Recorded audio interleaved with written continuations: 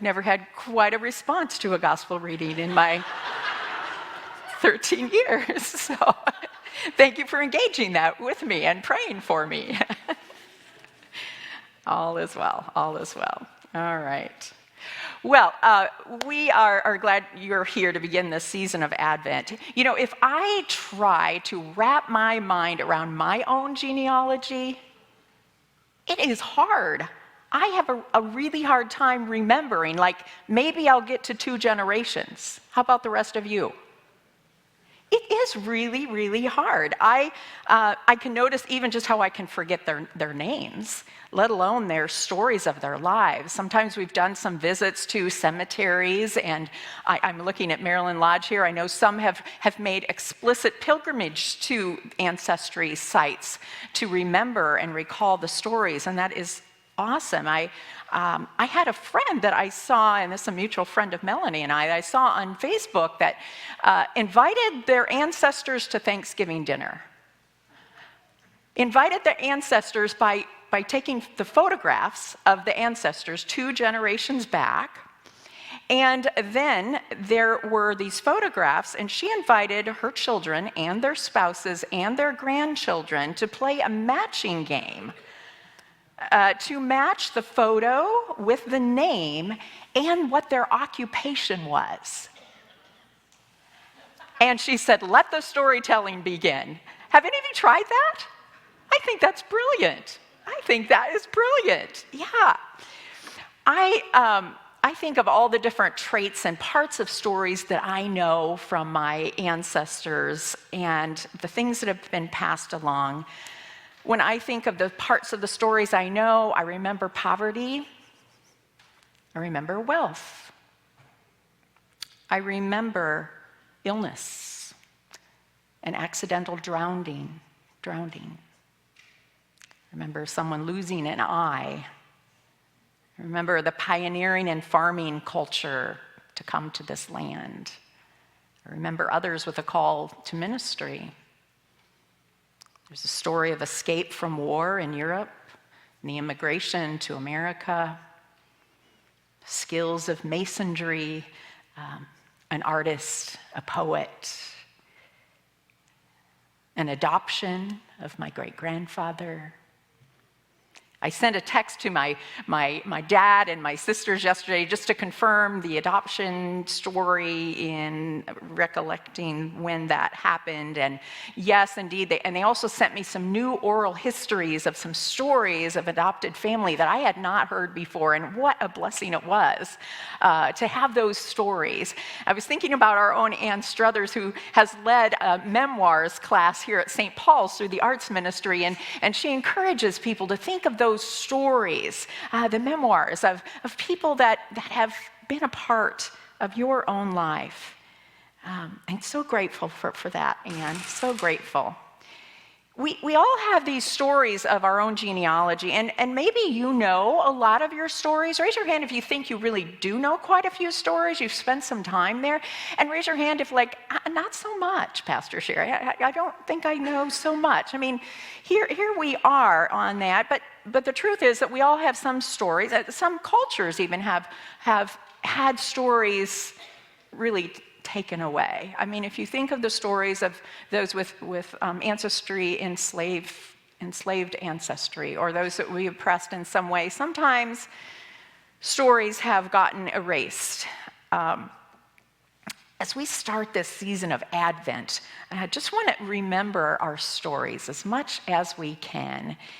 The stories of who came before us, and this theme from generation to generation.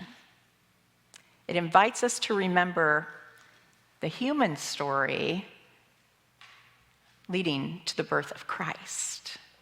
That is what we are waiting for to remember in full on Christmas Eve and Christmas Day. These stories are complex stories. They're complex because they're human stories. Whose human life is not complex in one way or another? There's love and there's loss. There's times of sadness and lament. There's also times of life and goodness, and all of this passes to the next generation. And so your favorite gospel reading of all time that I just shared from Matthew reminds us of at least the names of those that came from Abraham's time to Jesus. Matthew's genealogy, as we mentioned, these 42 names with these sets of 14 each, 14 being a double of the number 7, which is holy and complete. There may be some symbolic storytelling going on there, but it does share this narrative of a whole and completion, knowing that some of the names have not been included in that lineage. Some of the evil kings have been taken out, and some of the matriarchs have been taken out of the story, or of that list, I should say. Have some questions around that. Diana Butler Bash, she's an author. Many of you may be familiar with her work. One of her books that I've read called Grounded, Finding God in the World, A Spiritual Revolution, she just talks a bit about biblical genealogies such as this. And her point is that in order for a leader to claim the authority, that there indeed has to have an ancestry, a lineage that would document this. And so in Matthew's gospel, what begins, the very first line is this big, bold statement that Jesus is King of the Jews. This is a bold claim. And so then all of this genealogy follows to kind of support the fact that Jesus indeed is King of the Jews. And so this gospel, written to a primarily Jewish audience, is to people who are looking for a political leader and savior in a time of oppression, as well as a spiritual leader. This was their state. Some other thoughts around this. So this lineage, it's traced to Joseph. Did you hear Joseph's name and not Mary's? That's curious, isn't it?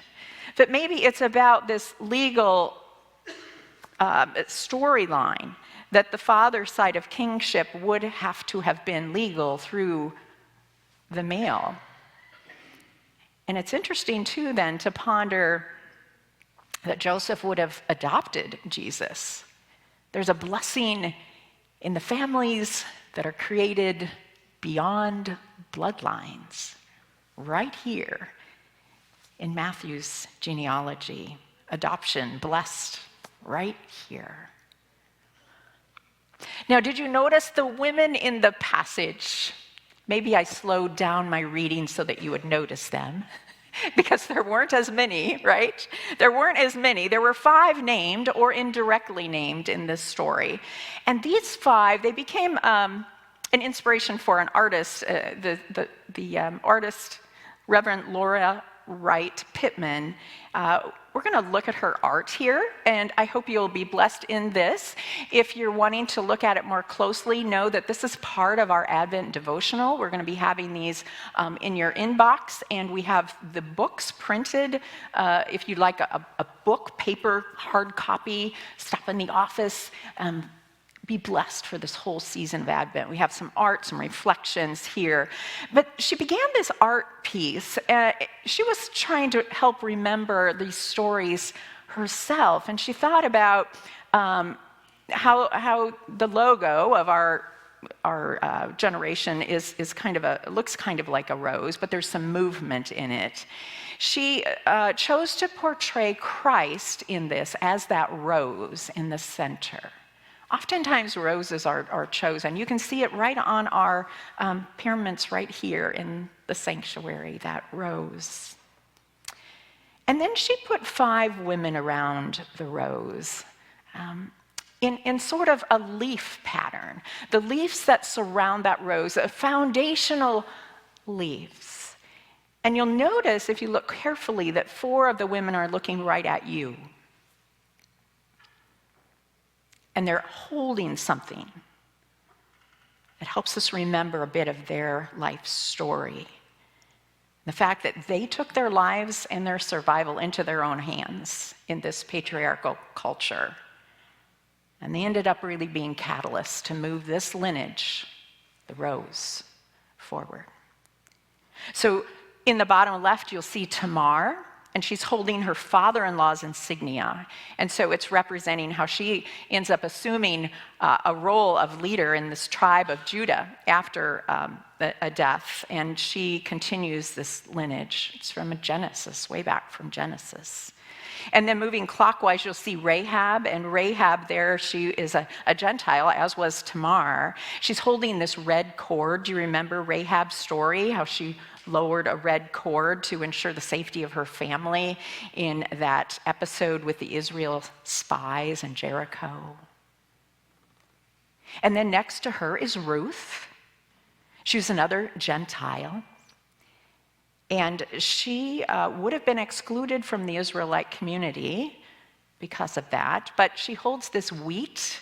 You remember the story of the wheat? She holds it and gleans it from the fields, and she knows she's going to have to marry again in order to be protective. And so she takes this initiative, if you will, with Boaz.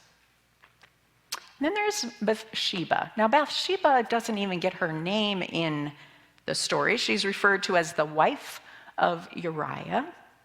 And because she married a Hittite, Uriah, she would have been considered a Gentile by the rabbinic law at that time. She, her story, she withstands the abuse of King David.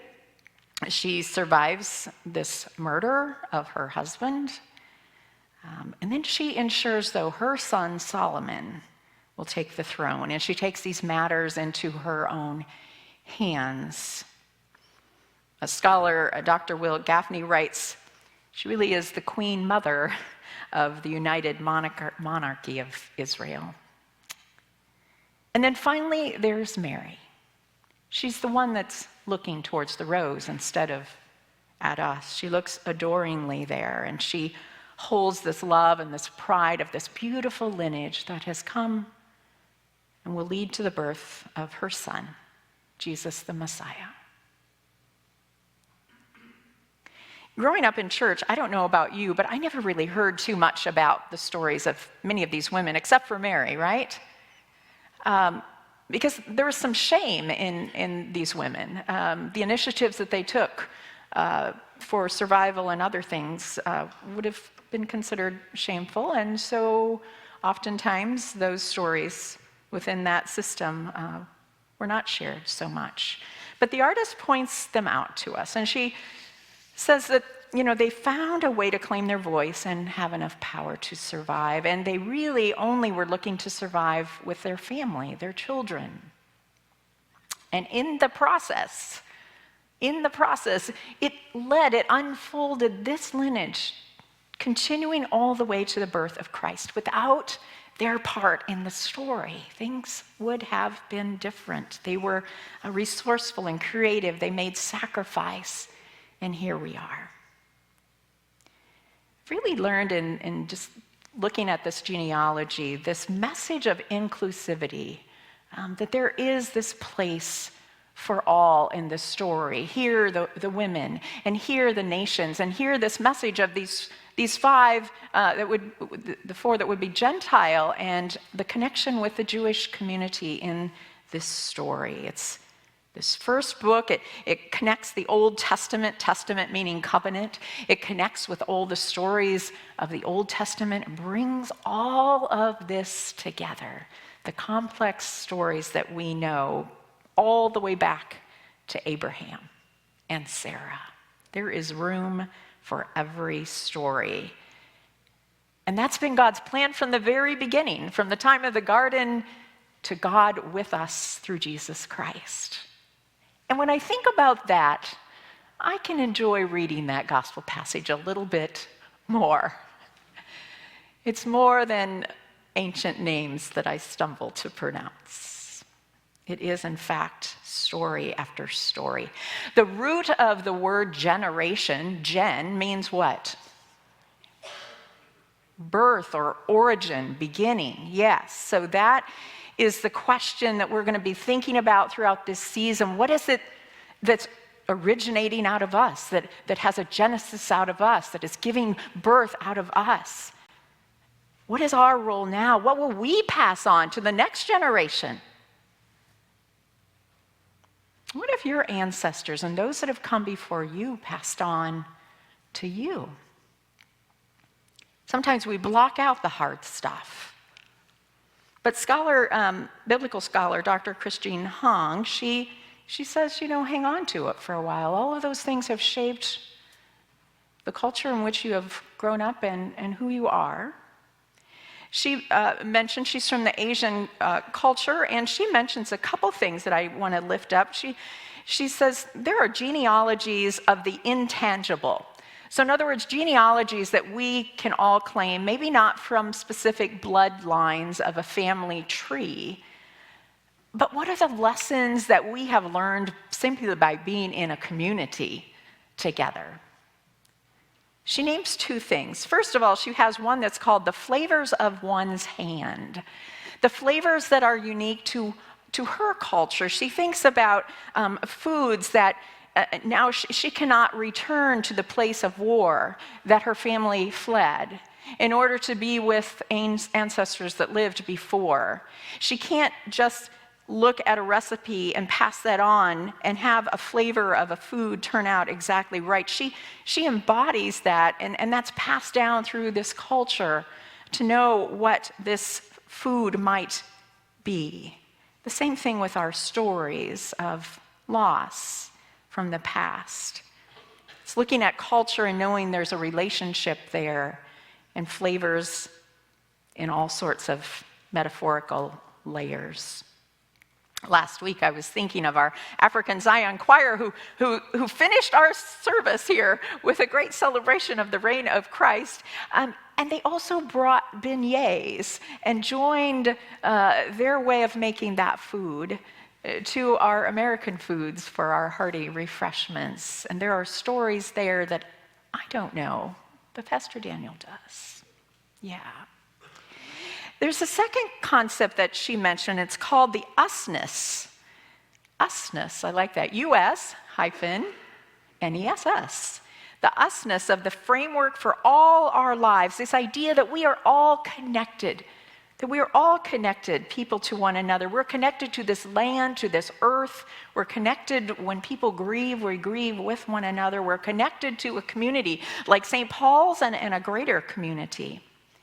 And as we share these usness, and as we learn and share about the flavors of one's hand, that there is hope there, that we work towards a liberation that God has come to offer to us, that we are a part of how God is called to bless us and to build one another up, that what we have inherited from one another and from our ancestors cannot be taken away from us by any power that may be.